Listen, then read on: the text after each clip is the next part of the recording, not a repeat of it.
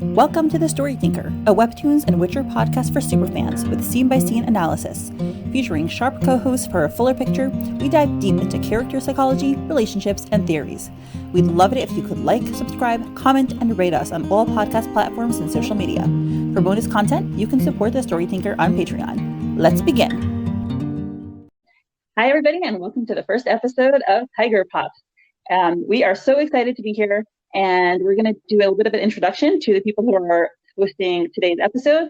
My name is Minji. I am almost 31 years old. I'm married. I have 2 kids, and I work at a professional services company, and I'm doing an MBA. And this kind of thing is not in my wheelhouse, but I'm so excited that I stumbled across it and that I am now a diehard fanatic. Okay, and let's go to the next person hosting today's episode, Patty.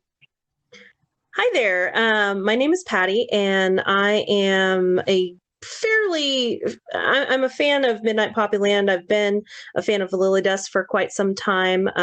Some things about me personally: I'm 35, I'm married, I have 2 fur babies, and I'm a professional counselor with emphasis on addictions and trauma. So I feel like that's important for me to say because that's kind of the lens through which I view the episodes. And, you know, this is much like our gal here, this is kind of out of my wheelhouse as well, because I'm an avid reader. And so webcomics is a very new thing to me as well. That's right. Yeah, both of us, I have an undergraduate in psychology and English, so that hits both of them, you know, the literary aspect and the psychology aspect. And that's why I'm so excited that Patty agreed to be here, because Patty has the best analysis on Patreon. But actually, there's so many, I can't say the best, like they're just all so many good ones. And our next guest is Anne. Anne. Hi, everyone. I'm Anne Rose, and I'm from the San Francisco Bay Area.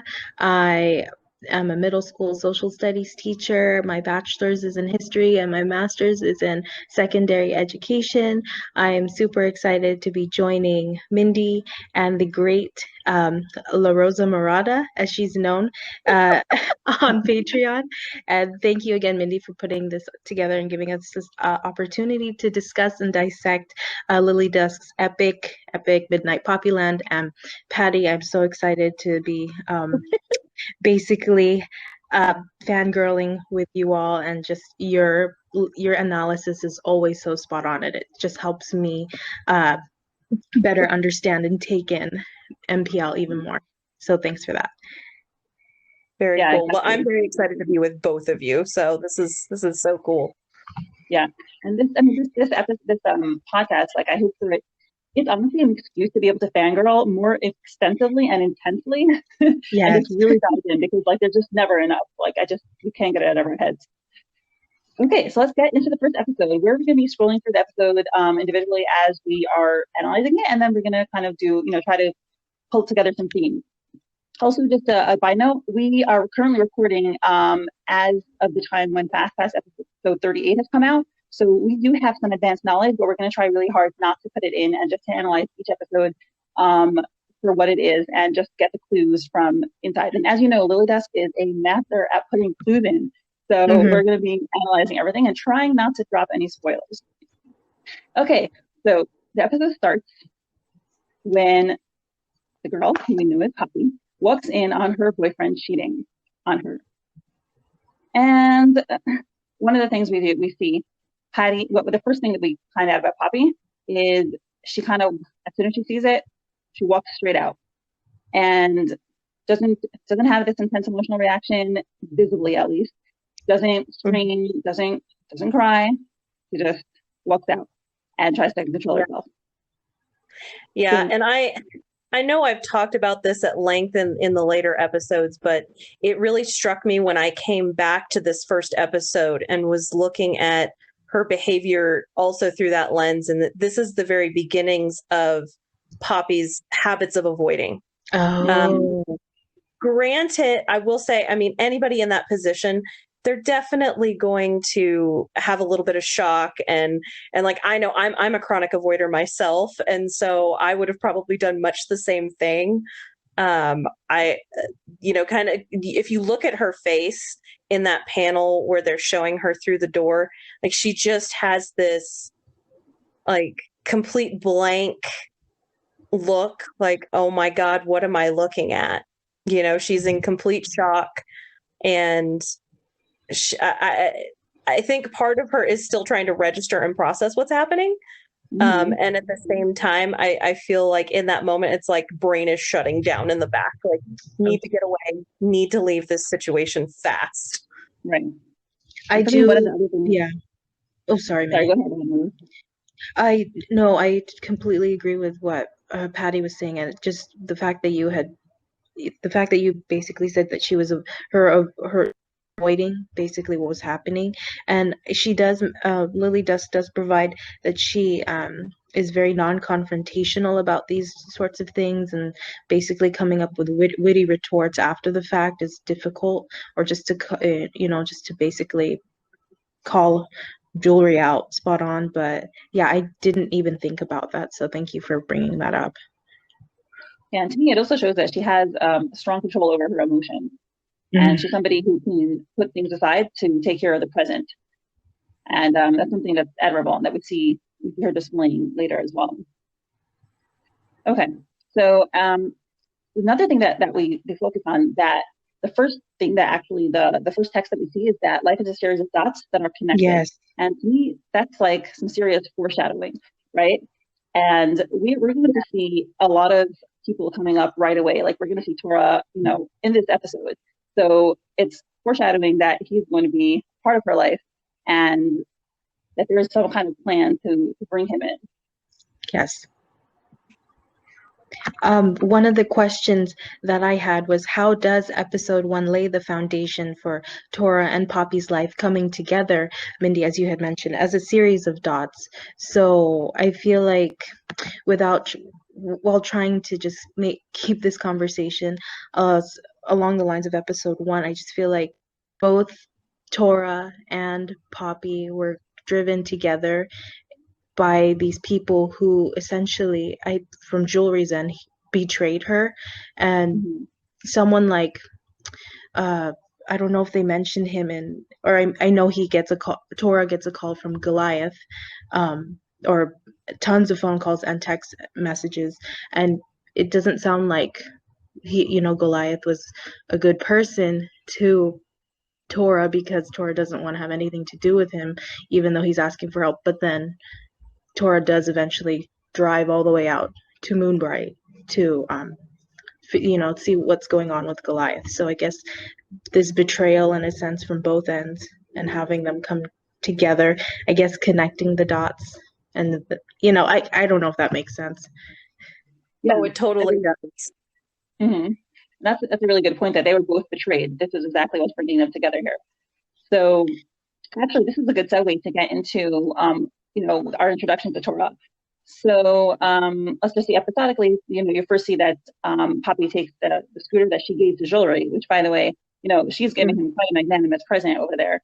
And she ends up getting into an accident. And at that accident, that's actually, it's kind of like the breaking point for her. And she does express some emotion. She does have a breakdown, and she starts, crying and throwing her helmet and cursing Jewelry out, and her papers are scattered all over the place.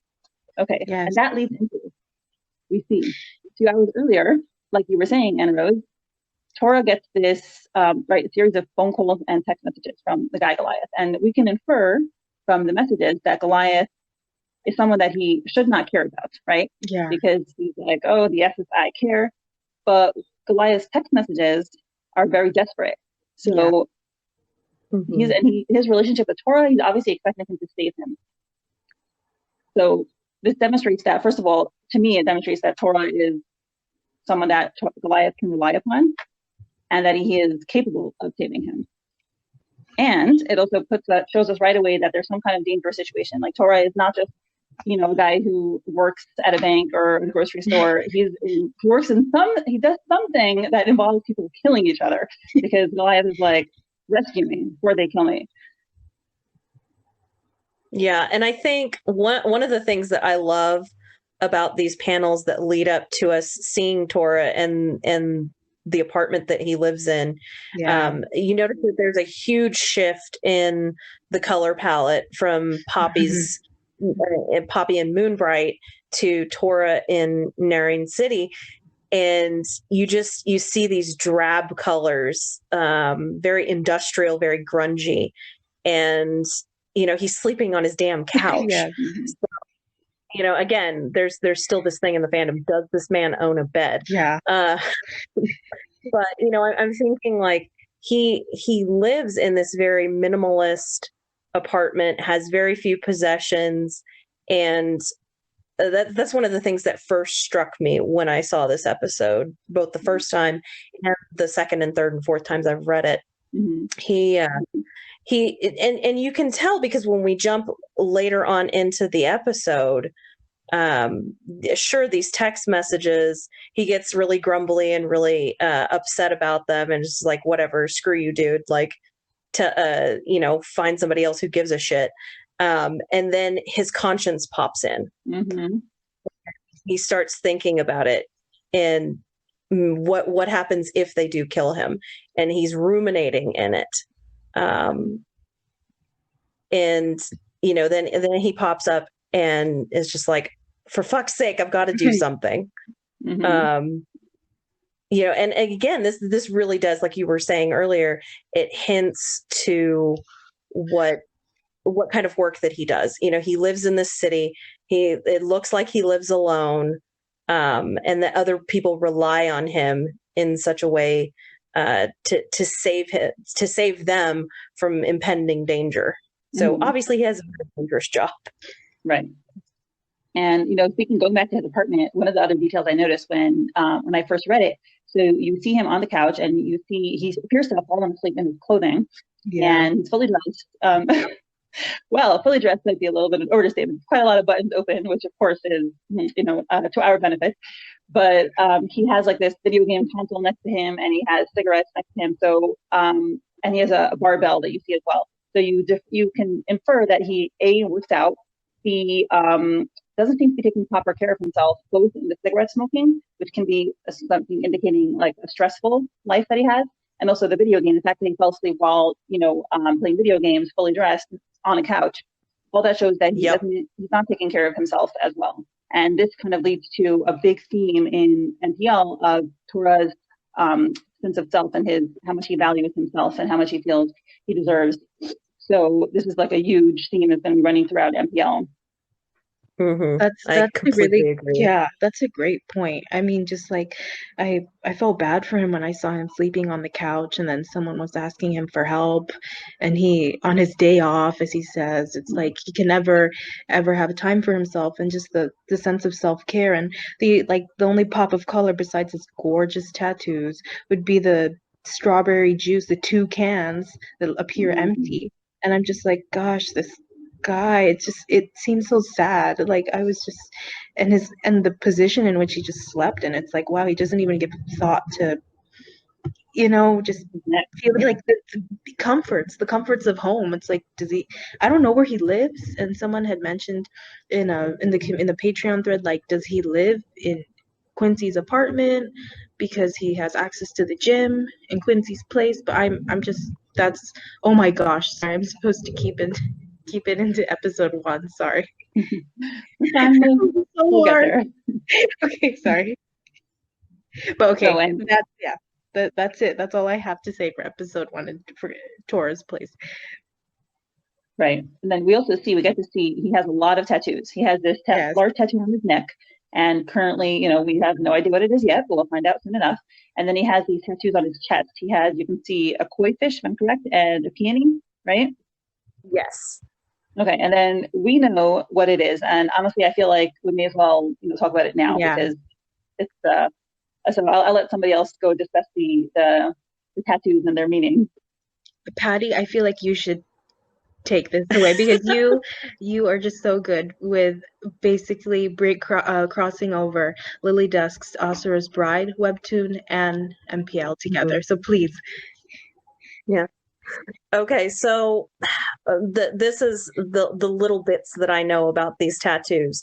Lily has said a few times that these are homages to Ulan and Yua, who are from her other webtoon, Asura's Bride.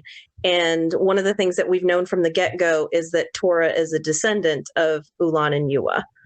He doesn't know this as far as we know. Right.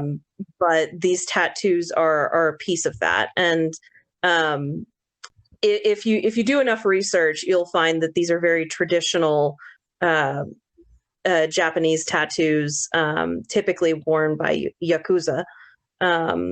And so you can, if you know enough about it, you can kind of infer that he's in a gang. Can you tell us, so the Yakuza in Japanese, what does, for any listeners like myself who are not very familiar with that term? Mm-hmm. They're Japanese mafia. Okay. Sorry, go ahead. No, you're fine. You're fine. And so obviously we're just getting a little sneak peek in this first episode of his tattoos.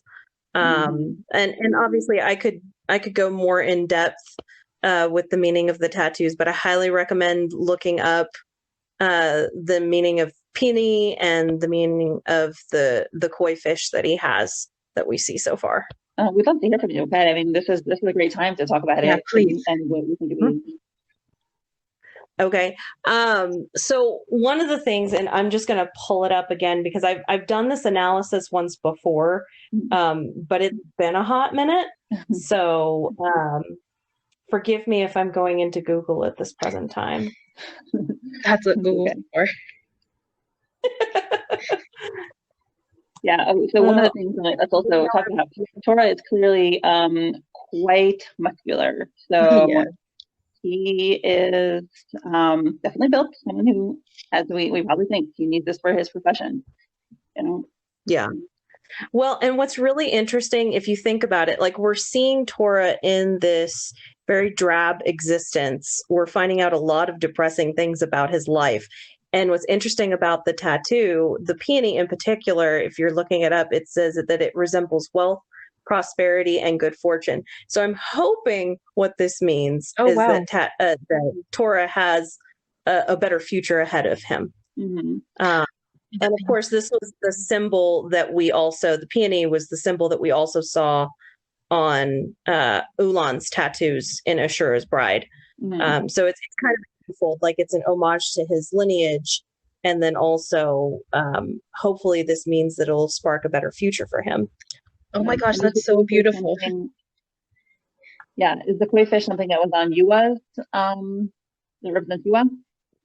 Yes. So if you remember from Ashura's Bride in the first couple of episodes, we see that she has koi fish that are on her dress that she's wearing when she meets Ulan. Wow. And it says here, koi fish are renowned symbols in Japanese and Chinese culture. One popular tradition of Japanese tattoo motif is the form of the koi carp. It's a symbol of determination and strong will to succeed. So I think, we may get into this a little bit later in the podcast when we talk about later episodes. But this, if I were to just make a judgment call based on what we've seen so far, is that, these tattoos are not cheap. So he probably makes enough money to be able to afford that. And so we can kind of infer that he's been successful in what it is that he does, especially since people seem to rely on him quite a bit. Mm-hmm.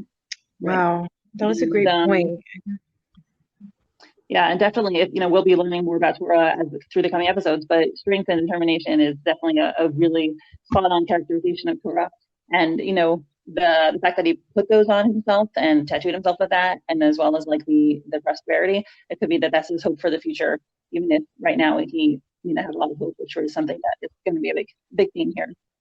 Yeah, maybe, and then tying it back to the beginning panel with, how life is a series of dots and how maybe that could just connect to the brighter future that Tora and Poppy might have at the very end. Yep. Yeah, hopefully.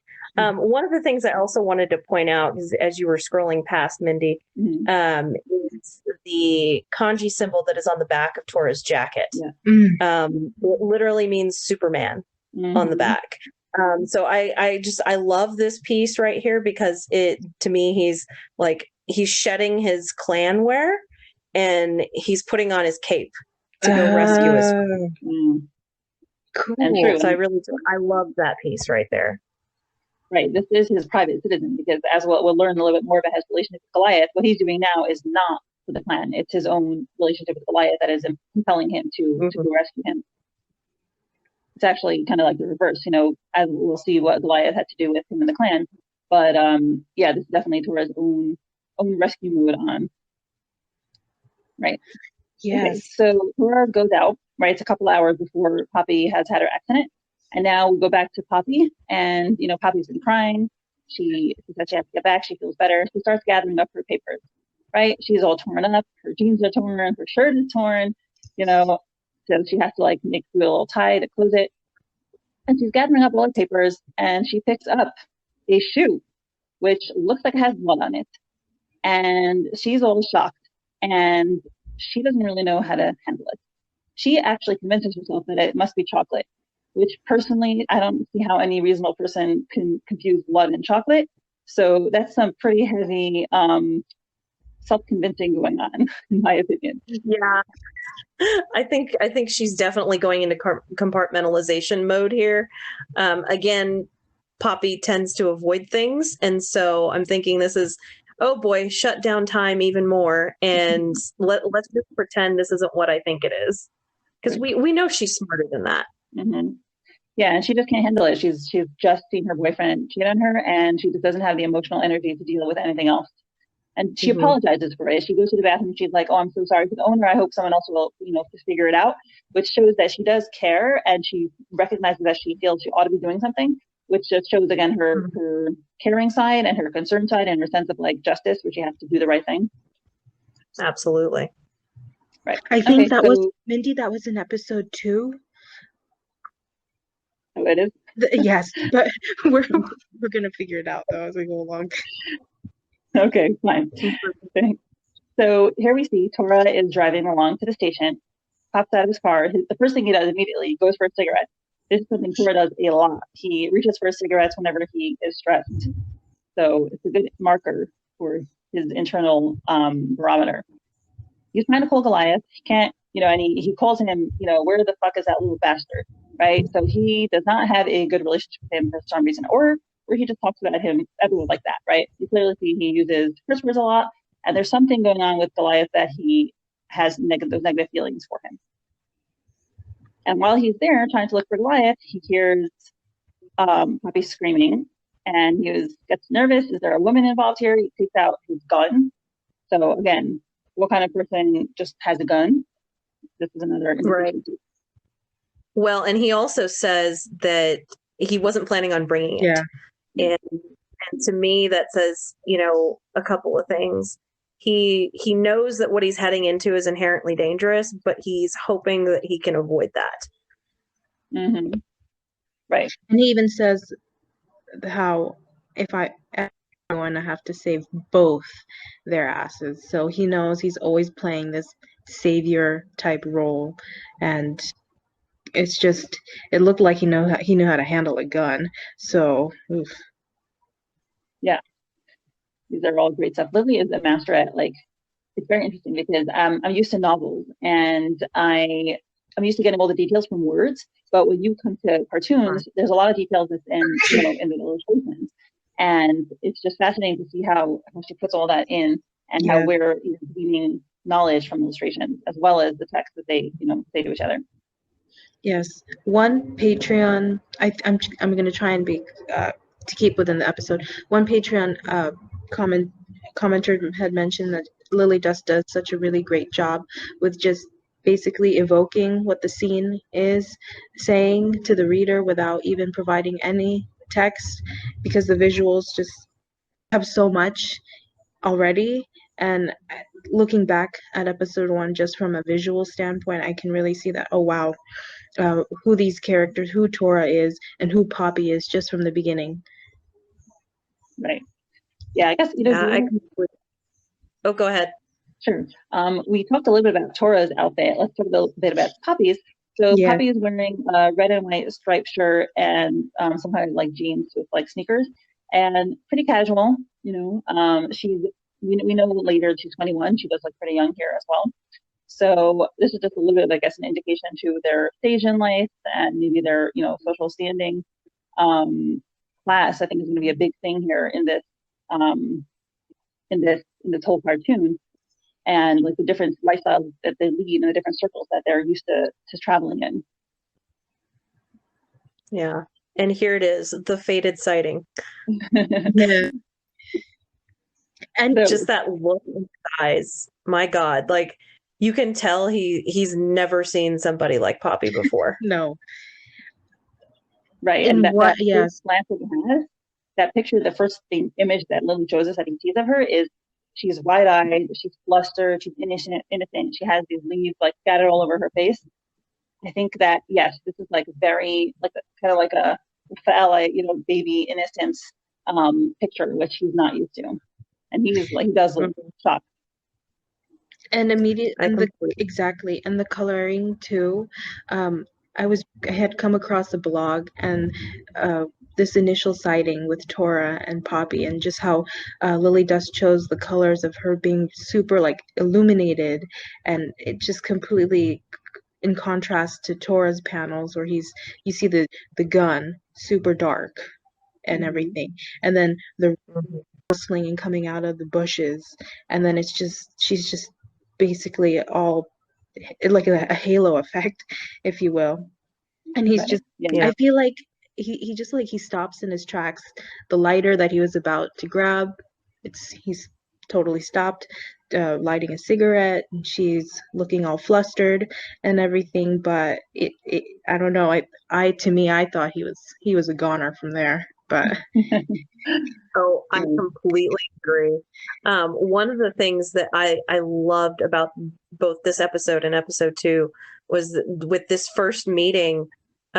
He's literally seeing Poppy probably in her worst day in her life so far. Like, she's having the crappiest damn day, and she's all disheveled, she's all over the place, not in a great mood, and he literally sees her at her worst, and he's still taken by her. Mm-hmm. That's awesome. Yeah. I didn't even think about that. And I'm looking at her right now. There's blood on her hands. She's all scabbed up on her elbow. She's just looking really in a bad place. And I'm just excited to see what will happen in episode 2.